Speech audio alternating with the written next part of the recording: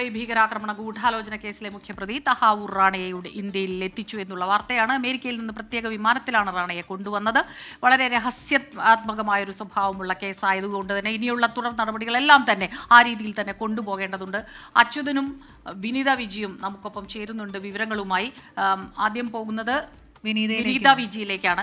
വിനീത, ഈ പല കാര്യങ്ങളും നോക്കുമ്പോൾ നമ്മൾ ഈ നയതന്ത്ര വിജയം എന്നിതിനെ വിശേഷിപ്പിക്കാനുള്ള ഒരു കാരണം അമേരിക്കയിൽ യുദ്ധം നടത്തുന്നു, ഒരു നിയമയുദ്ധം നീണ്ട വർഷങ്ങൾ നടത്തുന്നു. മറ്റൊന്ന്, റാണ പലവട്ടം 2 തവണ ഒരു വിചാരണ അവിടെ നടത്തി അതിൽ തടവിലായ തന്നെ ഇനി മറ്റൊരു വട്ടം കൂടി ഒരേ കേസിൽ വിചാരണ ചെയ്യും. അത് അങ്ങനെ വിചാരണ ചെയ്താൽ തനിക്ക് ആരോഗ്യ പ്രശ്നങ്ങൾ ഒരുപാടുണ്ട്, ആ രീതിയിൽ വിചാരണ ചെയ്യാൻ കഴിയില്ല, അത് നിയമ തടസ്സങ്ങളുണ്ട്, അത് ഉയർത്തി കാണിച്ചായിരുന്നു ഇത്രയും തവണയും റാണ ഇക്കാര്യത്തിൽ കൂടുതൽ കേസ് കൊണ്ടുപോയിക്കൊണ്ടിരുന്നത്. പക്ഷേ ഒടുവിൽ റാണ ഈ തടവിൽ അവിടെ കഴിയുന്നത് ഈ കേസിലല്ല എന്നുള്ള ഒരു വിവരം വരുന്നു. ഡെൻമാർക്കിലെ മറ്റൊരു ആക്രമണ പദ്ധതി, ആ പദ്ധതിയിൽ കേസിൽ വിചാരണ നേരിട്ട് അവിടെ തടവിൽ കഴിയുകയാണ് റാണ. അങ്ങനെ നിയമ നടപടി കുറച്ചുകൂടി ഇന്ത്യക്ക് അനുകൂലമായി വരുന്നു. ഒടുവിൽ ഇപ്പോൾ ഇതാ റാണ എത്തുന്നു.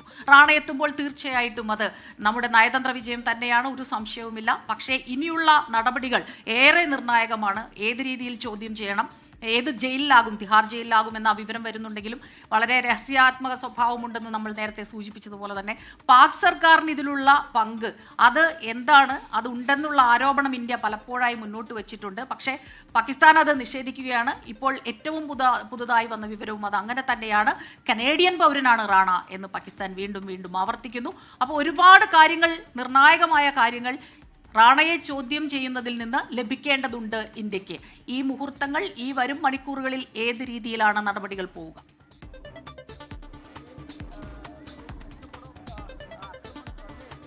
സ്മിത സൂചിപ്പിച്ചതുപോലുള്ള ചോദ്യങ്ങൾക്കൊക്കെ അതിനൊരു ഒറ്റ ഉത്തരം, അതിന്റെ കൃത്യമായിട്ടുള്ള വിവരങ്ങൾ അതൊക്കെ റാണയിൽ നിന്ന് ലഭിക്കുമെന്നുള്ളത് തന്നെയാണ് അന്വേഷണ സംഘം കരുതുന്നത്. നേരത്തെ സ്മിത പറഞ്ഞതുപോലെ തന്നെ തുടക്കം മുതൽ ഈ കേസിന് ഒരു രഹസ്യാത്മക സ്വഭാവം അത് അന്വേഷണ സംഘം അങ്ങനെ തന്നെ അത് പിന്തുടരുന്നുമുണ്ട്. കാരണം അത്തരത്തിലേക്കുള്ള ഒരു വലിയ കേസ് തന്നെയാണ് ഇന്ത്യ കാത്തിരിക്കുന്ന ഒരു കൊടും കുറ്റവാളി. 166 പേരുടെ നിഷ്കരണം കൊലപ്പെടുത്തിയ മുംബൈ ഭീകരാക്രമണം അതിന്റെ മുഖ്യ സൂത്രധാരിൽ ഒരാളാണെന്ന് പറയുന്നു. ഈ മുംബൈ ഭീകരാക്രമണവുമായി ബന്ധപ്പെട്ട് ഈ ഡേവിഡ് ഹെഡ്ലി, കോൾമാൻ ഹെഡ്ലി, ഒപ്പം തന്നെ ഈ തഹാവൂർ റാണ, ഒപ്പം അജ്മൽ, ഇങ്ങനെ 3 പേരിലേക്ക് മാത്രമാണ് അന്വേഷണ സംഘത്തിന് എത്താൻ കഴിഞ്ഞിട്ടുള്ളൂ. അതിലും നേരത്തെ ആദ്യഘട്ടത്തിൽ ഈ തഹാവൂർ റാണയ്ക്കെതിരെ ഈ ഭീകരബന്ധവും ഒക്കെ ഉൾപ്പെട്ടുകൊണ്ടാണ് ഈ കേസുകളുടെ വിചാരണയും മറ്റും നടന്നുകൊണ്ടിരുന്നത്. ഇതിനിടയിലാണ് ഈ ഡേവിഡ് ഹെഡ്ലിയുടെ മറ്റൊരു മൊഴി കൂടി അന്വേഷണ സംഘത്തിന് നിർണായകമാവുന്ന തരത്തിൽ ലഭിക്കുന്നത്. ആ മൊഴിയിലാണ് തഹാവൂർ റാണയുടെ പങ്കിനെ കുറിച്ചടക്കം പറയുന്നത്.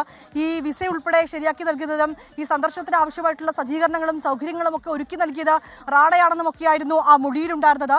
ഈ മൊഴിയടക്കം തഹാവൂർ റാണ കോടതിയിൽ ചോദ്യം ചെയ്തു എന്നുള്ളത് തന്നെയാണ്. ഈ മൊഴി വിശ്വസനീയമല്ലെന്നുൾപ്പെടെയുള്ള കാര്യങ്ങൾ കോടതിയിൽ ചൂണ്ടിക്കാട്ടിയിട്ടുണ്ടായിരുന്നു. പക്ഷേ ഈ മറ്റ് കേസുകളിൽ, ഇതുമായി ബന്ധപ്പെട്ടുകൊണ്ടുള്ള സമാനമായ കേസുകളിലൊക്കെ തന്നെ താൻ വിചാരണയും ശിക്ഷയും അനുഭവിക്കുന്ന ആളാണ്. അതുകൊണ്ട് തന്നെ മറ്റൊരു കേസിൽ അതുമായി ബന്ധപ്പെട്ടുകൊണ്ട് അതിന്റെ മറ്റൊരു കേസിൽ മറ്റൊരു സ്ഥലത്ത് ഇനി വിചാരണ തുടരേണ്ട കാര്യമില്ലെന്നുൾപ്പെടെയുള്ള കാര്യങ്ങളാണ് തഹാവൂർ റാണ, അതും മുതിർന്ന അഭിഭാഷകരടക്കം കളത്തിലിറക്കിക്കൊണ്ടായിരുന്നു തഹാവൂർ റാണയുടെ നിയമ പോരാട്ടം നടന്നിട്ടുണ്ടായിരുന്നത്. അതിൽ NIA-യുടെ ഏറ്റവും പ്രഗത്ഭനായ അഭിഭാഷകൻ, അദ്ദേഹത്തിന് നടത്തിയ നിർണായകമായിട്ടുള്ള ചില നീക്കങ്ങൾ കൂടിയുണ്ട്. അദ്ദേഹം ഏറ്റവും പ്രധാനമായും പറയുന്നത് ഇന്ത്യൻ നിയമ വകുപ്പുകൾ ഉൾപ്പെടെ ചൂണ്ടിക്കാട്ടിക്കൊണ്ട് അദ്ദേഹം ഇതിന് സാധൂകരിക്കുന്നതിനുള്ള കൃത്യമായ തെളിവുകളടക്കം അന്വേഷണ സംഘത്തിന്റെ പക്കൽ നിന്നുള്ള തെളിവുകളടക്കം ഹാജരാക്കിയിരുന്നു. ഇതൊക്കെയാണ് തഹാവൂർ റാണയെ ഇന്ത്യയിലേക്ക് എത്തിക്കുന്നതിൽ നിർണായകമായത്. ഏറ്റവും ഒടുവിൽ ഒരു പഴുതും ഉണ്ടാകാതെ വന്നൊരു ഘട്ടത്തിൽ തഹാവൂർ റാണ US സുപ്രീം കോടതിയിൽ നൽകിയ വാദം, നേരത്തെ സൂചിപ്പിച്ചതുപോലെ തന്നെ തന്റെ പാകിസ്ഥാൻ സ്വദേശിയാണ് താൻ, പാകിസ്ഥാനിൽ ജനിച്ച കനേഡിയൻ പൗരത്വമുള്ള ആളാണ് താൻ, അതുകൊണ്ട് തന്നെ തന്റെ മതം, തന്റെ സംസ്കാരം, തന്റെ ദേശീയതയൊക്കെ ഇന്ത്യയിലേക്ക് തന്നെ അങ്ങോട്ടേക്ക് കൈമാറുകയാണെങ്കിൽ അതൊക്കെ തന്നെ താൻ പീഡനത്തിനിരയാകാൻ കാരണമാണെന്ന് ഉൾപ്പെടെയുള്ള വാദങ്ങളായിരുന്നു തഹാവൂർ റാണ മുന്നോട്ട് വെച്ചിട്ടുണ്ടായിരുന്നത്. പക്ഷേ ആ വാദങ്ങളൊക്കെ തള്ളിക്കളഞ്ഞു. ഇതിൽ ഇരു രാജ്യത്തെയും പ്രധാനമന്ത്രി നരേന്ദ്രമോദിയും ഒപ്പം തന്നെ ട്രംപും ഒക്കെയായി നടത്തിയ കൂടിക്കാഴ്ചയിലടക്കം ഈ കൈമാറ്റവുമായി ബന്ധപ്പെട്ടുകൊണ്ടുള്ള നിർണായകമായിട്ടുള്ള നീക്കങ്ങൾ, അതുമായി ആ സൗഹൃദ കൂടിക്കാഴ്ചയൊക്കെ ഇത്തരത്തിലേക്കുള്ള വലിയ ഈ കൊടും കുറ്റവാളിയെ തിരിച്ച് ഇന്ത്യയിലേക്ക് എത്തിക്കുന്നതിനുള്ള ആ നിർണായകമായിട്ടുള്ള നീക്കങ്ങൾക്കൊക്കെ കാരണമായി എന്ന് തന്നെയാണ് നമുക്ക് നിലവിലെ റിപ്പോർട്ടുകൾ പ്രകാരം മനസ്സിലാക്കാൻ കഴിയുന്നത്. തഹാവൂർ റാണയെ ഞാൻ ഇപ്പോൾ നിൽക്കുന്ന ഈ NIA ആസ്ഥാനത്തേക്ക് അല്പസമയം എത്തിക്കുമെന്നാണ് നമുക്ക് ഇതുവരെ ലഭ്യമായിരിക്കുന്ന റിപ്പോർട്ടുകൾ. നേരത്തെ നമ്മൾ സൂചിപ്പിച്ചതുപോലെ അതീവ രഹസ്യ രീതിയിൽ തന്നെയാണ് ഇതിന്റെ എല്ലാ ക്രമീകരണങ്ങളും നടത്തുന്നത്. ഈ പ്രത്യേക വ്യോമസേനയുടെ പ്രത്യേക വിമാനത്തിലാണ് പാലം എയർപോർട്ടിലേക്ക് എത്തിച്ചിട്ടുണ്ടായിരുന്നത്. പ്രത്യേക സജ്ജീകരണങ്ങൾ ഏർപ്പെടുത്തിയത് കൊണ്ട് തന്നെയാണ് ആ വിമാനത്താവളത്തിൽ എത്തിച്ചിരിക്കുന്നത്. അവിടെ നിന്ന് ഇനിയും ഈ NIA ആസ്ഥാനത്തേക്ക് എത്തിയിട്ടില്ല. NIA ആസ്ഥാനത്തേക്ക് എത്തുന്നതിന് മുൻപായി തന്നെ ഇവിടെ പഴുതടച്ചുകൊണ്ടുള്ള സുരക്ഷാ ക്രമീകരണങ്ങൾ ഏർപ്പെടുത്തിയിട്ടുണ്ട്. ഡൽഹി പോലീസ് മറ്റ് അർദ്ധസൈനിക വിഭാഗങ്ങളടക്കം ഇവിടെ എത്തിയിട്ടുണ്ട്. റോഡിന്റെ ഇരുവശത്തും പ്രത്യേക ബാരിക്കേഡുകൾ ഉപയോഗിച്ചിട്ടുണ്ട്. ഇന്നലെ രാത്രി അമിത്ഷായുടെ നേതൃത്വത്തിൽ പ്രത്യേക യോഗം ചേർന്നിട്ടുണ്ടായിരുന്നു. ഉപദേഷ്ടാവ് അജിത് ഡോവൽ അടക്കം ആ യോഗത്തിൽ, സുരക്ഷാ ഉപദേഷ്ടാവ് അജിത് ഡോവൽ അടക്കം ആ യോഗത്തിൽ പങ്കെടുത്തിട്ടുണ്ടായിരുന്നു. അതിൽ ഏറ്റവും പ്രധാനമായിട്ട് ഈ ഒരു പ്രത്യേക അന്വേഷണ സംഘത്തെ രൂപീകരിക്കുന്നതിലടക്കമുള്ള കാര്യങ്ങൾ ആ യോഗത്തിന് പിന്നാലെ നടന്നുവെന്നുള്ളത് തന്നെയാണ്. അതിൽ NIA ഉദ്യോഗസ്ഥരുണ്ട്, 2 ദേശീയ ഏജൻസികളുടെ ഉദ്യോഗസ്ഥരുണ്ട്, ഒപ്പം തന്നെ ഈ ക്രിമിനോളജി വിഭാഗത്തിലെയും ഒപ്പം ഇത്തരത്തിലേക്കുള്ള ഭീകരവാദ പ്രവർത്തനങ്ങളിൽ അന്വേഷണം നടത്തി പ്രാഗൽഭ്യം ലഭ്യമായിട്ടുള്ള ഉദ്യോഗസ്ഥർ എന്നിങ്ങനെ ഇവരടങ്ങുന്ന 12 പേരടങ്ങുന്ന ഉദ്യോഗ സംഘത്തെയാണ് നിയമിച്ചിരിക്കുന്നത്. ഇവരുടെ നേതൃത്വത്തിലായിരിക്കും തഹാവൂർ റാണയെ ചോദ്യം ചെയ്യുക. ഇന്ത്യയെ സംബന്ധിച്ചിടത്തോളം ഇന്ത്യക്ക് അറിയാനുള്ളത് അല്ലെങ്കിൽ അന്വേഷണ സംഘത്തിന് അറിയാനുള്ളത് ഈ തഹാവൂർ റാണ 2008 ഈ മുംബൈ സ്ഫോടനം നടക്കുന്നതിന് മുൻപേ എന്തിന് ഇന്ത്യയിൽ എത്തി എന്നുള്ളത് തന്നെയാണ്. ഡൽഹിയിലും അഹമ്മദാബാദിലും അടക്കം തഹാവൂർ റാണ ഭാര്യയ്ക്കൊപ്പം സന്ദർശനം നടത്തിയിട്ടുണ്ടായിരുന്നു. ആ സന്ദർശനത്തിന്റെ ലക്ഷ്യമെന്ത് എന്നുള്ളതാണ് ഏറ്റവും പ്രധാനമായും അറിയേണ്ടതായിട്ടുള്ളത്.